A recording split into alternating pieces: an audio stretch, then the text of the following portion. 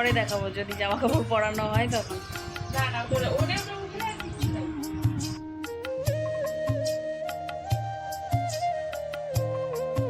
Good afternoon everyone, সবাই কীরকম আছো? আশা করছি খুব ভালো আছো, সুস্থ আছো। এদিকে আমরাও ভালোই আছি। তোমাদেরকে সাথে নিয়ে আরও একটা নতুন ব্লগ শুরু করছি। আজকে হচ্ছে কি বার? বুধবার, আর 3 তারিখ। আজকে হচ্ছে লোকনাথ বাবার পুজো। তো আমাদের এই বাড়ি পর, মানে দুটো বাড়ি পরে বাড়িতে পুজো হয়। প্রত্যেক বছরই বেশ বড় সড়ো করেই পুজো হয়। তো আজকেও হচ্ছে, হয়তো তোমরা ব্যাকগ্রাউন্ডে কীর্তনের আওয়াজ শুনতে পাচ্ছ। তো সকাল সকাল মা গিয়েছিল সেখানে। মানে এই আজকের দিনটা কিন্তু পুরো দিনের প্রসাদ খাওয়া টাওয়া সমস্ত কিছু আমাদের ওখানেই হয়। তাও সকাল সকাল মা ভাত করেছে, আমার ননদ এসছে, ও হচ্ছে ভাজাভুজি এই সমস্ত করেছে। তো সেই দিয়ে খাওয়া দাওয়া হলো। আমি আর মেয়ে একই থালার মধ্যে নিয়ে ওই ভাজাভুজি দিয়ে মেখে খেয়ে নিয়েছি। ওরাও খেয়ে নিয়েছে। দিয়ে মা আবারও গেছে ওই বাড়িতে। সকালের যত ফল বানানো ঠাকুরের সমস্ত কিছু মা করে দিয়ে এসছে। আর হচ্ছে এই সব বাড়িরই সবাই যায়, সবাই হাতে হাতে মিলে সবজি কাটাকুটি ফল বানানো সমস্ত কিছু করে আসে। তো আমি হচ্ছে যাব না, যেতে পারবো না, সেই জন্য যাবো না, নয়তো আমি যাই। গিয়ে ঠাকুর নমস্কার করে আসি অ্যাটলিস্ট। তো যাই হোক, এখন আমি ঘরের কাজকর্ম করব। খাওয়া দাওয়া করেছি, থালা দেখো ওই যে থালা পড়ে রয়েছে, চায়ের বাসন পড়ে রয়েছে এই যে। তো এগুলো সব এখন মাঝামাঝি করব। মেয়েকে বলছি তুই স্নানে যা, ঘড়িতে পাচ্ছে 1টা। এখন আমি ভ্লগ শুরু করছি। তো সকালে তো ফ্রেশ হয়েছি, স্নান হয়নি, মাথায় দেবো ভেবেছি শ্যাম্পু। মেয়েকে বলছি তুই স্নানে যা, ট্যাঙ্কির জল গরম হয়ে যাচ্ছে। একজন বলেছো বালতি করে রেখে দিতে, বালতি করেও রেখে দিই মাঝে মাঝে, কিন্তু ওই যে কখনো কখনো রাখা হয় না। তো চলো কাজকর্মগুলো করি। আজকে সারাদিন দিন থাকো, দেখতে থাকো তোমরা আজকের ব্লগটা, আশা করি ভালো লাগবে। আমার ঘরে রেখে গেছে বটলটা, এই দেখো কতটুকু খেয়েছে। 11 AM মাত্র এইটুকু খেয়েছে, এখনও বেশিরভাগটাই বাকি আছে। নে, স্নান হয়ে গেছে, ও স্নান করে চলে আসে, আর এখন মশারি তোলেনি। আমি তো তুলে দিব না বলছি, ও কখন তোলে সেটা ওর ব্যাপার, ও তুলবে, আমি তুলে দিব না। খাও, জল খাও দেখি। এখন বলছে আম খাবে, তো ওকে একটা আম কেটে দিব। খাও, বেশি বেশি করে খাও।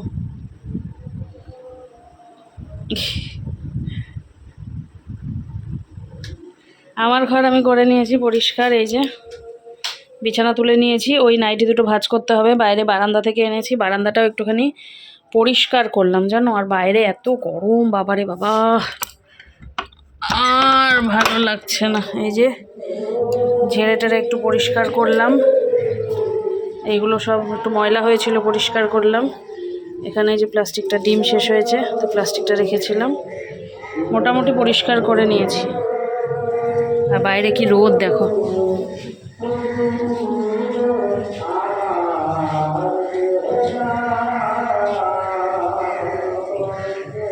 শেষের দিকে যে বাড়িটা দেখলে, সেই বাড়িতে কিন্তু হচ্ছে আজকে লোকনাথ পুজো।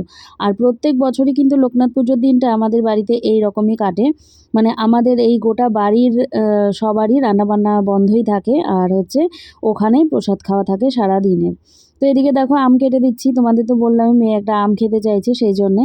আর ওই যে বটি টটি এত কিছু বের করতে ইচ্ছে করে না। তো এই দেখো আমি নিয়েছি প্যাকেটটা, এটা একটা বিস্কিটের প্যাকেট, যেটা মেয়ে হচ্ছে কেটেছিল কিছুক্ষণ আগে। তো ভাবলাম এদিক সেদিক না ফেলে, প্যাকেটটা যখন ফেলতেই হবে তো সেইখানেই না হয় আমের খোসাগুলো ফেলে একবারে আমি ফেলে দেব। বুদ্ধিটা কেমন হয়েছে তোমরা জানিও, কারণ চারিদিকে ওই আঠা আঠা আমার একটুও ভালো লাগে না। আঠা আমার হাতে লাগলে না আমার ভীষণ বিরক্তি লাগে। যাই হোক, আমটা ভালোই ছিল, আর মেয়ে খেয়ে বলল বেশ মিষ্টিও ছিল। প্রত্যেক বছর মেয়ের বাবা 25 কেজি করে আম নিয়ে আসে, কখনো 25 কেজি, কখনো 30 কেজিও নিয়ে আসে। গত বছর তো ভিডিও করিনি, হয়তো তোমরা মায়ের ভিডিওতে দেখেছো, দিয়েছিলাম। আমার মায়ের বাড়িতে দেওয়া হয়, ননদের শ্বশুর বাড়িতে দেওয়া হয়, মানে ননদের বাড়িতে আর কি দেওয়া হয়।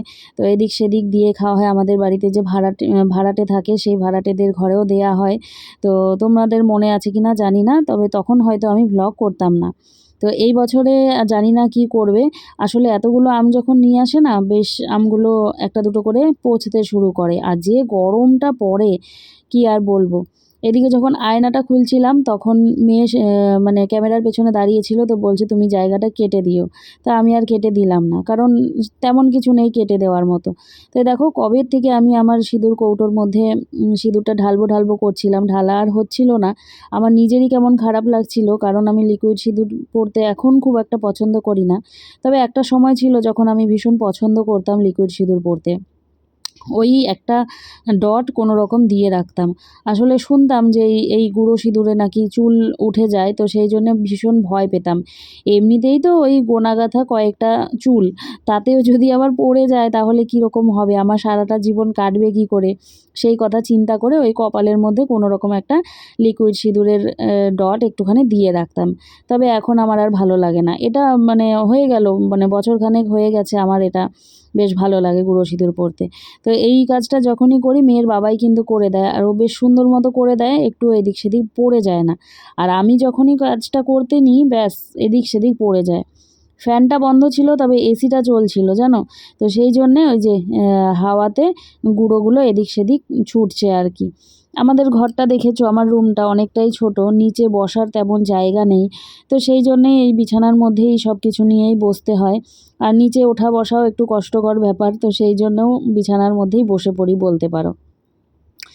তো যাই হোক, একটুখানি উড়ে বিছানার মধ্যে পড়েছে, তো আমি মেয়েকে বলছিলাম যদি আমি হাত দিয়ে এটাকে ফেলতে যাই তাহলে বিছানা চাদরটা লাল হয়ে যাবে, তুই একটু ফু দিয়ে দে। তো এই দেখো মেয়ে ফু দিয়ে দিচ্ছে। তো এটা আবার বলেছে, মা তুমি কিন্তু এটা কেটে দিও না, তুমি এই জায়গাটা রেখে দিও, আর সবাইকে বলো যে আমি কত স্ট্রাগল করলাম তোমার সাথে। আমি আবার বললাম যে হ্যাঁ একটুখানি ফু দিয়ে তুই অনেক স্ট্রাগল করে ফেলেছিস। তো যাই হোক, ফু দেওয়াতে না উড়ে নিচে পড়ে গেছে, আর বিছানা চাদরটা আর লাল হয়নি। এই যে সুন্দর মতো হয়ে গেল। কিছু কিছু কাজ থাকে দেখবে যেই কাজটা করছি করে করে আর হয়ে ওঠে না। তো এই কাজটিও সেই রকমই একটা কাজ, যেটা পেন্ডিং পড়েছিল বেশ মোটামুটি 4-5 দিন হয়ে গেল। তো সেই জন্য আজকে ভাবলাম যে না, আর আমি কোনো কিছুতেই আমি আর পেন্ডিং রাখবো না। তো এখানে যে মেয়ে আটকে নিচ্ছিল, আর ওই মুখার সাইডে কিছু একটু পড়েছিল সেটাকে আবার ওই যে ঝেড়ে কাগজের ওপর ফেলে দিল, যেন আমার হাতে লেগে না যায় সিঁদুরটা পরার সময়। তো দেখো আমি কিন্তু লিকুইড সিঁদুর পরে আছি, কিন্তু মনটা আবার মানলো না, তো আবারও ক্যামেরা লাগিয়ে চলে আসলাম আয়নার সামনে, মানে কতক্ষণে পড়বো আর কি, সেই জন্যে। তো যাই হোক মেয়েও পাশেই ছিল, তো মেয়ে ঘরে থাকলে পরে আমার আর একা একা কোনো মতেই লাগে না, কিছুক্ষণ ওর সাথে চিৎকার করি, কিছুক্ষণ হাসাহাসি করি, কিছুক্ষণ আবার গসিপ করি বলতে পারো। মেয়ে মানে মায়েদের প্রথম মেয়ে হলে নাকি গসিপ করার পার্টনার হয়, আর গসিপ করে না এরকম মানুষ কিন্তু খুব কমই পাওয়া যায় জানো তো। তো যাই হোক আমরাও কিছু কিছু গসিপ করে নিই, তবে না সেরকম মানে কোনো কারো মানুষের গসিপ করি না। মেয়ে বলে স্কুলের কথা, ওর বান্ধবীদের কথা, কি করলো না করলো, হাসাহাসি কি হলো, ও এই কথাটা বলছে, হেসেছি। তারপর বলে আমি ফল খেতে পছন্দ করি না, কিন্তু আমার একটা বান্ধবী হয়েছে, সেই বান্ধবীটা ও যেন রোজ রোজ টিফিনে ফলই নিয়ে আসে আর আমাকে ফল দেয়, আমাকে খেতে হয়। তা আমি বললাম ভালোই তো, আমি তোকে ফল খাওয়াতে পারি না, তোর বান্ধবী তোকে খাইয়ে দেয়। মানে 11-এ অন্য স্কুল থেকে এসে ওদের স্কুলে ভর্তি হয়েছে, মানে নতুন বান্ধবী হয়েছে।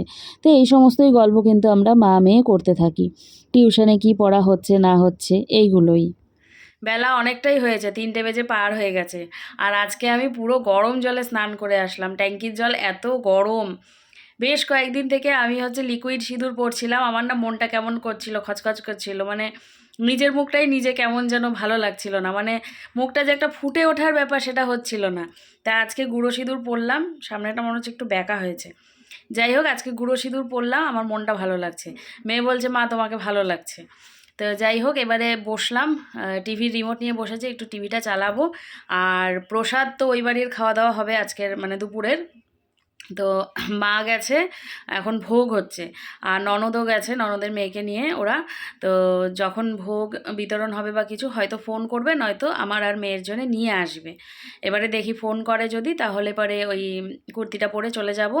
আর যদি নিয়ে আসে তাহলে তো হলোই, ঘরে বসেই খেয়ে নেব, অসুবিধে নেই। মা এমনিতে এনেই দেয় জানো, যেখানেই যাই হোক প্রসাদ কিন্তু ঘরে নিয়ে এসে এনে দেয়, বিশেষ করে আমাকে, জানে কোথাও যেতে চাই না। হাতে নিয়েছি একটা সন্দেশ, এটা হচ্ছে যে প্যারা সন্দেশ যে বলে, প্যারা সন্দেশ। দেবলিনার বাবা কালকে নাকি দোকানে কিনেছিল, তো দুটো আবার বাড়িতে নিয়ে এসেছিল। খেতে খেতে মনে হয় মুখ মিষ্টি হয়ে গেছে, খেতে পারেনি, দুটো নিয়ে এসেছে আবার, এমনি সচরাচর আনে না, বহুদিন আগে একবার এনেছিল। তো মেয়ে একটা সকালে খেয়েছে আর আমি এখন একটা নিয়ে বসলাম, এই যে এটা খেতে খেতে একটু টিভি দেখব। আর দেখি আপাতত তো এখন এডিট নেই, ওইদিকে মেয়ের টিউশন আছে আজকে 7:30টার সময় বেরোতে হবে আমাকে।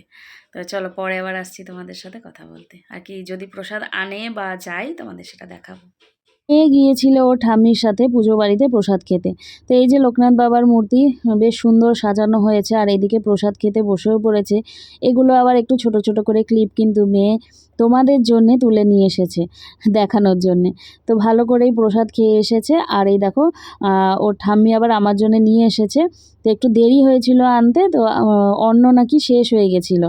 তো আমি আবার এই দেখো ভাত বেড়ে নিয়েছি, ডিম করে নিয়েছি, তারপরে এই যে প্রসাদটা এসেছে, তো দুটোই একটুখানি খেয়ে নিলাম।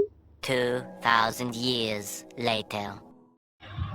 ফ্যানের আওয়াজে কিছু শোনাই যাবে না।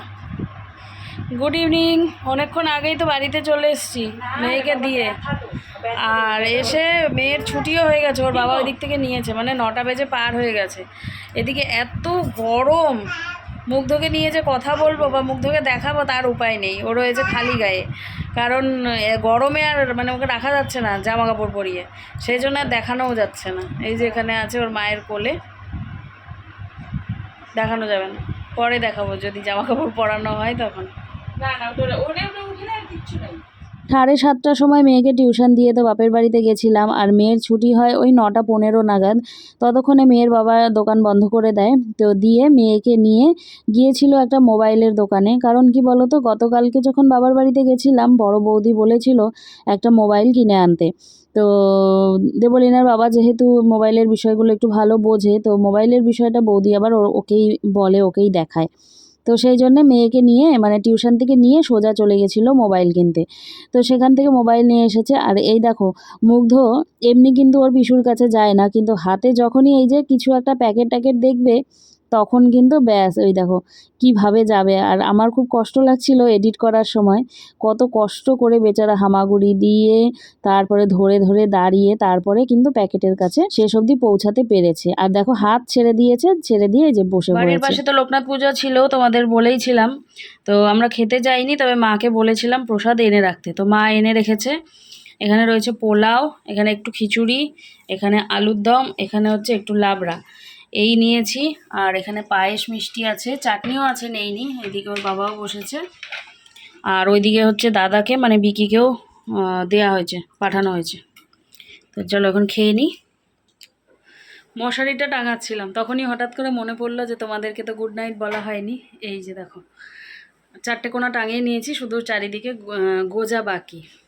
মৌসুমি দে দিদিভাই তুমি বলেছো যে হচ্ছে এই মাঝের দরজাটা খুলে রাখতে না এসি চালালে, এসি তো চলছে, কি ব্যাপারটা বলো তো, ওই মেয়ের ঘরটা না প্রচুর গরম হয়ে থাকে, আমি বুঝি জানি যে এসির ওপর প্রেশার পড়ে, কিন্তু কি করা যাবে বলো তো, এই দরজাটা খুলে রাখলে ওই ঘরে তো জোরে জোরে ফ্যান চলছে, তো ওই ঘরটা হচ্ছে মোটামুটি ঠান্ডা হয়ে যায়, তো এখন এটা বন্ধ করে রাখলে ও কষ্ট পায়, তো এখন এই মুহূর্তে ওর ঘরেও আলাদা করে দিতে পারছি না, তো সেই জন্য এই ব্যবস্থা করা। বুঝতে পারছি যে এসির ওপর প্রেশার পড়ে, ওই যে চলছে এসি, তো এত গরমে না আর মানে ফ্যানে আর হয় না, তো সেই জন্যই খুলে রাখা। আমি বুঝতে পারছি যে তুমি ভালো চিন্তা করেই বলেছো, তো সেই জন্যই বললাম, মেয়ের জন্য একটুখানি কষ্ট লাগে, এই হচ্ছে কথা, বুঝলে। তো যাই হোক, এই যে এবারে শুয়ে পড়ো, মেয়ে ঘুমিয়ে পড়েছে অলরেডি, আর স্কুল তো এখন যাচ্ছে না, যাবে না, একেবারে বন্ধ হয়েই যাবে, এই উইকেই বন্ধ হয়ে যাবে। তো ভেবেছিলাম যে পরপর কয়েকটা ভ্লগ করব, তো 3টে ভ্লগ করলাম। আজকে সকালে তো আরও এক কাণ্ড হয়েছিল, ভিডিওটা সেভ না করে গ্যালারি থেকে ডিলিট করে দিয়েছি সমস্ত কিছু। এবারে যখন সেভ করব ভয়েস দিব তখন দেখছি আমি ভিডিওগুলো নেই, বাপরে বাপ আমার মাথা একেবারে গরম হয়ে গেছে। তারপর আবার গিয়ে সেই ডিলিট যেখানে ডিলিট হওয়ার পর যেখানে থাকে সেখান থেকে রিস্টোর করে আবার এডিট করে তারপর তোমাদেরকে দিয়েছি, এই হচ্ছে কথা। তো চলো এই ভ্লগটাকে এখানেই শেষ করছি। সবাই তোমরা খুব ভালো থেকো, সুস্থ থেকো, দেখা হচ্ছে আগামীকাল নতুন একটি ভ্লগের সাথে। আজকের জন্য টাটা, গুড নাইট, সবাই খুব ভালো থেকো, চেষ্টা করবো কালকেও ভ্লগ করা, ঠিক আছে, চলো টাটা।